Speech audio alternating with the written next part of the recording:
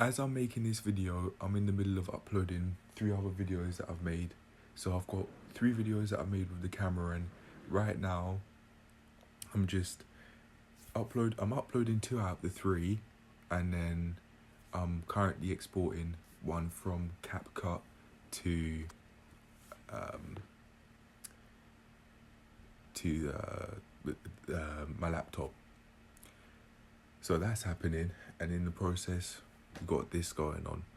So as you can see by this footage, if you look very close to the right, you can see stages of learning.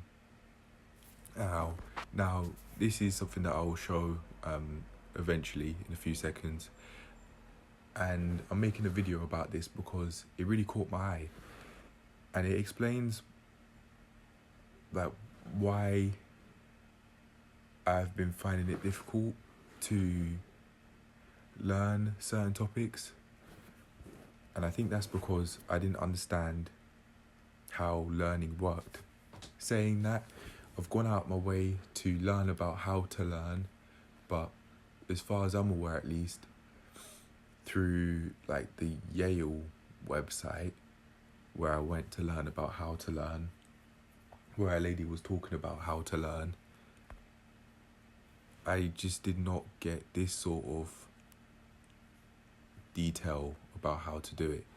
Now, the video or videos I remember, they were detailed, but they might not have used these terms. I'm not all that sure.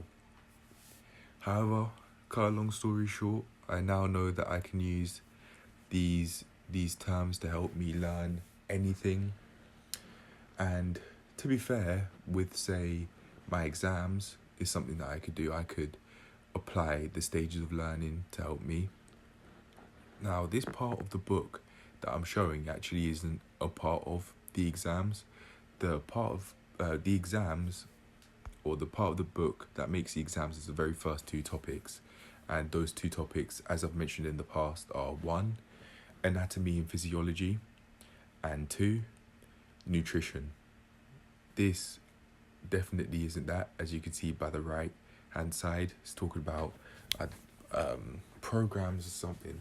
Hold on a sec.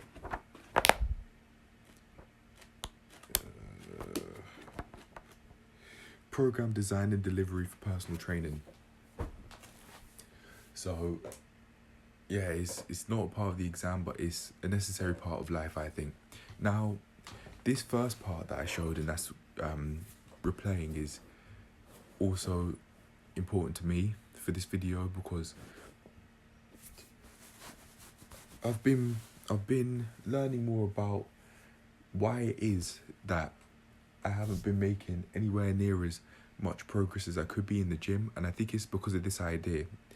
I've noticed in the past, even before reading this, that I would maybe train for a few days, maybe like less than 3 weeks ago. I trained for about 5 days intensely in a row, and then I took a whole week off. Now, this is back when I was studying my habits to understand why it was that I wasn't making as much progress as I could have, as far as I remember. I think that was my reasoning why. But anyway, I checked from day 400 to 500, and I was seeing patterns of my habits, and I didn't like it.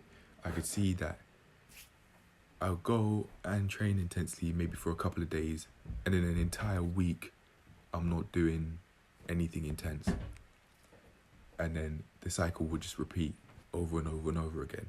Or sorry, let me rephrase that. It's not like it's happening to me. It's me that's it'd be me that was taking myself through that cycle. I would put myself through that cycle over and over and over again. And wording, especially in this scenario, is important to me because it's up to me to take accountability for my actions and say, back then at least, I was not training as effectively as I could have been, and it was me that was taking myself through that cycle of ineffective training over and over and over again. And now that I think about it,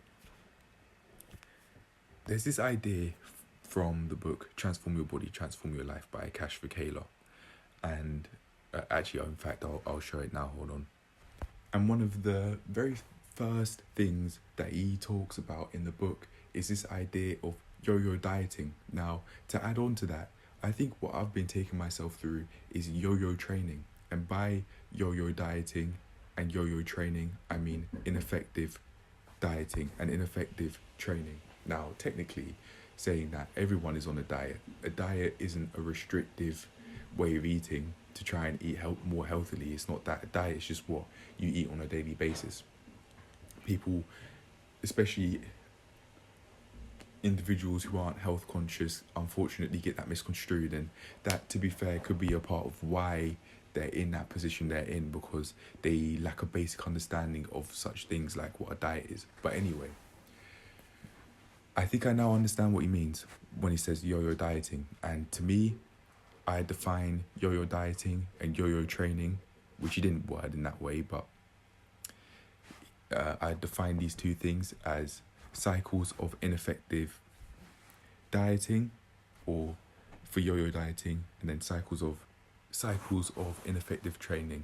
With this knowledge in mind, what I plan to do is I plan to try and not leave exercising a certain part of the body, for example lower body, for too long, because if I leave it, according to this book, 3 to 7 days, then that might be too much. I might experience let me try that again.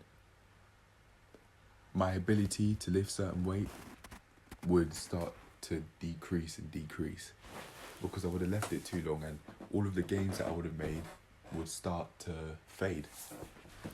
And with the help of periodization, I can now understand that. This is some very basic knowledge, and it's something that someone in the first gym I went to, where I'm currently living, told me about. Maybe not with this much sciencey terms behind it. Yes, this specific thing. Gas, I think I called it. But with this idea, I was told about it basically, and I'm not sure I listened. I had much bigger issues to deal with other than just learning how to train efficiently. Sometimes, one of those issues being hygiene. Sometimes it'd be so long. I'd train way too long after I've showered. Now, I might have showered on the day that I'd be going to the gym, but I might shower in the morning and then go in the evening, for example. Like the level of hygiene that I have now is much higher than before, and these were things that I needed to solve in order for me to grow and progress with my training, because I'm now no longer thinking, whenever I go to the gym, I'm never thinking, oh well, I might be stinking, and I'm just looking around feeling a bit insecure because I think my hygiene is just off, and I feel uncomfortable around people because of it, because I worry about what they say, and I don't want my hygiene to be the reason why other people feel uncomfortable in the gym. That's not fair on them. And I think I might not have been able to put that in words back then, but I think that is probably why I felt uncomfortable or worried about what they'd say, because I don't want them to have a hard time because of me. They don't deserve that. I don't have any malice. I didn't and don't have malice to those individuals that went to that gym and that go to that gym, nor do I have malice to the individuals that go to the gym I'm currently going to, or any gym for that matter, unless they've gone out their way to disrespect me, for example. But I don't want to be the reason why people are finding it difficult to train, especially my armpits. Oh man, that's just the idea of that just sounds awful, because that someone stinking, being on the other end of someone stinking is just not pleasant whatsoever. Maybe that's a part of why I think that way too, because for example, in the in the PE changing rooms in schools, sometimes they just really stink, like a PE bag that hasn't been washed. I know that smell all too well. it's disgusting and it's not nice. And imagine people would smell similar to that. It's just not pleasant. I don't want to be that guy. But yeah, I plan to put what I use in all of this information that I've spoken about and repeated over and over again into action, and let's see the gains. I'll put this into action with the glute bridges, squats, maybe leg press, for example. Particularly glute bridges. It's easy to push myself there, and then I'd use that to build on my quad strength and my or just upper leg strength through squats and a leg press, for example. And eventually I'll use that for calves too. But yeah, man, that's it. I'm done. We'll see how it goes. And going off topic now, I'm done with the video. Going off topic, I now want to remove myself from the general way of thinking when it comes to training legs, because when people say training legs, for the most part, they're talking about training upper legs, not upper and lower legs. And that's what I want to do, because in order to have a complete leg, you've got to have calves. You can't skip them. Your calves are part of what connect your upper leg to your feet. Like, you can't miss them. If only there was a way to train, like, maybe the muscles on the front of the lower leg too, like where your shin is. There've got to be muscles there, or otherwise you wouldn't be able to move your leg forward, surely. Like, even if I move my leg back and forth, like, I can feel a little something. There's got to be something there. But yeah, man, now I'm done. That's it. I feel happy with this video that I've made, and cheers to, like the book says, transforming your body, or transforming my body and transforming my life. Thanks to Akash Vakela for that book, and I really appreciate the message. But on that note, I'm done. Cheers to moving forward in life. And cheers to taking care of my health, one day at a time. Peace.